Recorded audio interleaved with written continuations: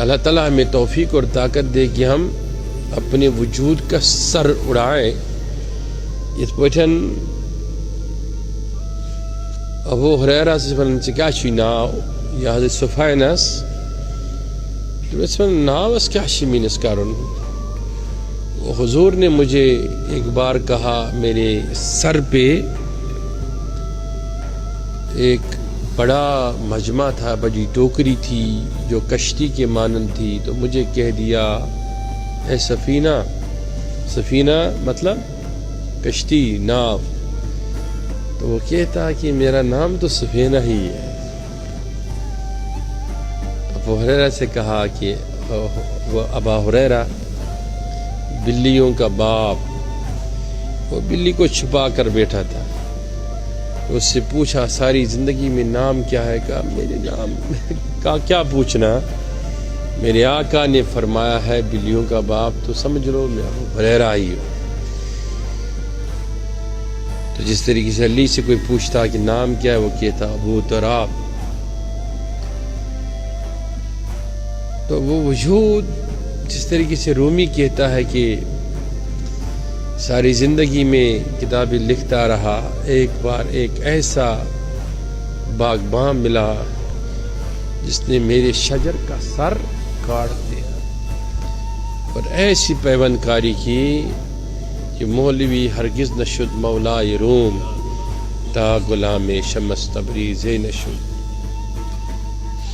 تو آپ اتنا سمجھ لو کہ اگر آپ یقینی طور اپنے وجود کو لے کر وظیفے پڑھ رہے ہیں تو تمہارا وجود ہی مضبوط ہو جائے گا. اس میں رذالت ہے تو رذالت ہی مضبوط ہو جائے گا. اس میں خصائل قبیحہ ہے, کمینہ ہے, یا برائیاں ہیں تو وہ برائیاں ہی مضبوط ہو جائیں گی. لیکن اچھائیوں کی امید نہ رکھ جب تک کہ آپ کسی کامل کے سامنے اپنے وجود, اپنے نفس کا سر نہ کٹاؤ گے اور ایک نیا سر, ایک نئی پیوند کاری نہ کرواؤ گے, تو اس طریقے سے کچھ ہی مہینوں کے بعد, کچھ ہی سالوں کے بعد آپ کا شجر ایسے بار آور ہو جائے گا کہ دنیا آپ کے میوے کو چننے کے لیے بے قرار ہو جائے گا. تو اس طریقے سے رذالت کے ساتھ, خرافات کے ساتھ, لغو کے ساتھ اگر آپ معرفت چاہتے ہیں تو میں کہتا ہوں کہ اس کا کوئی مقصد اور وجود نہیں ہے. کسی آدمی نے کہا کہ میں پوری رات میں اتنی بار کلمہ توحید پڑھتا ہوں, کسی نے کہا میں اتنی بار فلاں وظیفہ پڑھتا ہوں, اور اس کو پڑھتے پڑھتے مجھے 50 سال ہو گئے, کسی نے کہا 40 سال, کسی نے کہا 70 سال. تو وظائف کی اثرات پہاڑوں کے مانند ان کے ساتھ رہتے ہیں, لیکن وہ کبھی روحانیت کے دروازے کی طرف بھی نہیں پلٹتے ہیں. کیوں؟ وہ سفر کرنا چاہتے ہیں اس چیز کے ساتھ جس پر اس شہر میں داخلے پر پابندی ہے. سمجھے کہ نہیں؟ ایک شہر میں جانا چاہتے ہیں, ہم اس کی تیاری کرتے رہتے ہیں, لیکن جو چیز ہم تیار کرتے رہے ہیں وہاں لینے کے لیے اسی پر تو وہاں پابندی ہے. تو ہمیں سب چھڑ کے جانا ہے, ہمیں سب رکھ کے جانا ہے, اور اپنے وجود کو گرا کر مٹا کر جب ہم جائیں گے تو یقینی طور ہماری پیوند کاری کا کوئی مقصد ہوگا. اللہ تعالیٰ آپ کو سچے راستے پر رکھے اور سچے راستے پر چلنے کی توفیق دے. ہم نے جو کچھ آپ کو سنایا اس کا ایک مقصد تھا, صرف کہ آپ کے دلوں کے اندر وہ شمع روشن کرنا. باقی تو ہمارا کوئی کمال نہیں, ہم اس چیز کو نہیں جانتے ہیں کہ اس راستے کو کیسے طے کیا جائے, لیکن اتنا ضرور جانتے ہیں کہ اس راستے کی طرف راغب کیسے کرایا جاتا ہے. اگر کوئی راغب ہو گیا تو تلاش اس کی شروع ہوئی, تو جستجو شروع ہوئی تو تلاش ختم یار کے جلوے پہ ہی ہوتی ہے. تو جلوہ یار جب انسان کو مل جائے تو پھر وہ ساتوں طبقات جو انسان کے اندروں ہوتے ہیں وہ روشن کر جاتے ہیں. وگرنہ ظلمات کی دنیا میں, اندھیرے میں ہم جی رہے ہیں اور آگے بڑھ رہے ہیں. ہمارے جو طالبین ہیں, جو راسخ ہے, اور جن کی قلب جاری ہے وہ سمجھتے ہیں کہ میں کس ظلمات کی بات کر رہا ہوں. کہ انسان ہزارہا ظلمات میں بیٹھا ہے اور ظلمات کے سمندر میں تیر رہا ہے.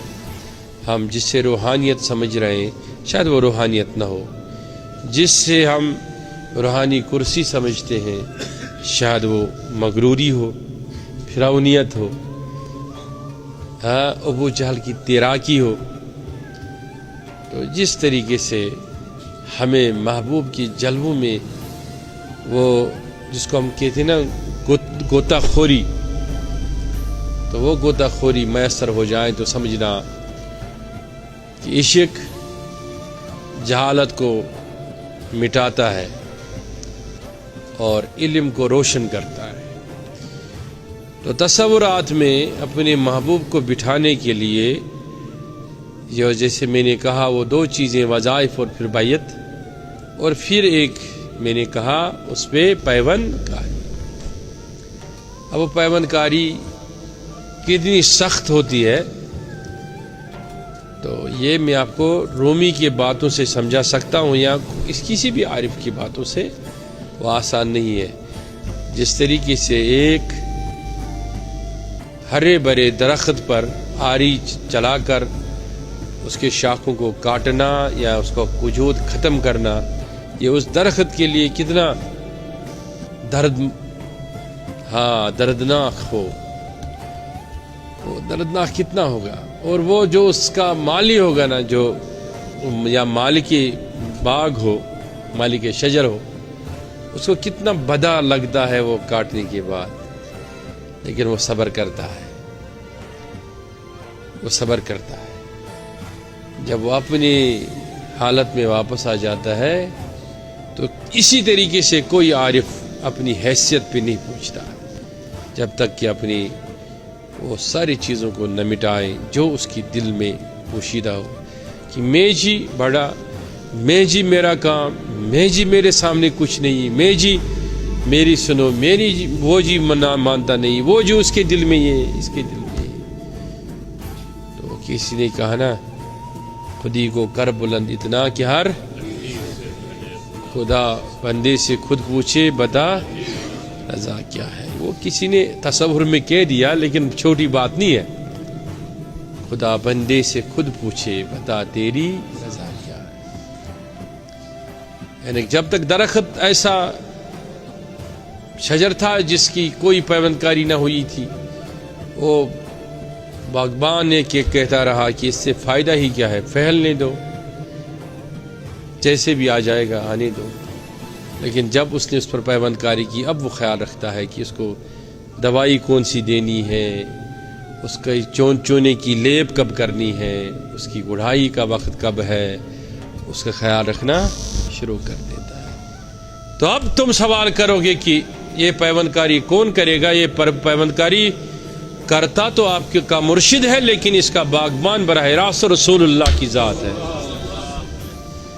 اس لیے اس کے در سے، اس کے دروازے سے اور اس کے دربار سے اس شجر کا خیال رکھا جاتا ہے جس نے اپنے وجود کو مٹایا ہو اور مستفی وجود کی آثار اپنے وجود کے اندر لے لیے ہو.